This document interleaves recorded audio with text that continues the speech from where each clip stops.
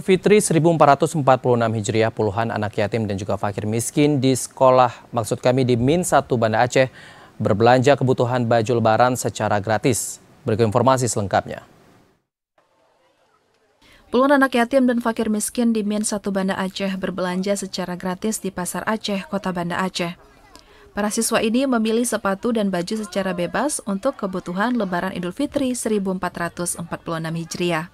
Program berbagi kebahagiaan di bulan suci Ramadan ini digagas oleh Sekolah Min 1 Banda Aceh dengan mengumpulkan donasi dari orang tua siswa, guru, serta dukungan dari Komite Min 1 Banda Aceh. Ketua Panitia Program M. Sapriyadi Isran mengatakan, program ini mengajak 40 anak dari Sekolah Min 1 Banda Aceh. Setiap anak berburu pakaian secara bebas dengan nilai belanjaan berkisar sebesar Rp450.000.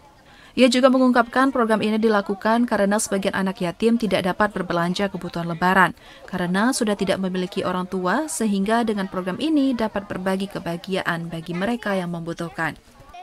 Kegiatan ini rutin kami lakukan setiap tahunnya. Kami mengumpulkan sejumlah anak yatim yang ada di Min 1 Kota Banda Aceh untuk kita ajak berbelanja atau berburu pakaian yang bisa digunakan untuk lebaran. Sementara itu, Zakira dan Kanita menyebutkan program ini menjadi momen yang bahagia bagi mereka karena dapat memilih baju dan sepatu yang mereka inginkan secara bebas dan gratis. Tidak hanya itu, pelaksanaan program ini pun mendapat apresiasi dari wali murid. Sepatu sama baju lebaran.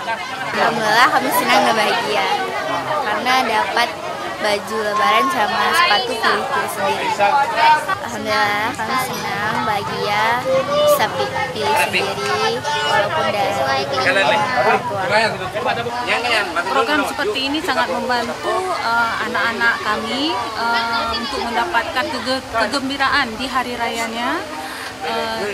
Dengan memilih, mencari barang-barang yang disukainya. Kami sangat bersyukur dan berterima kasih. Semoga kedepannya lebih banyak lagi, lebih antusias lagi untuk bisa membahagiakan anak-anak seperti ini.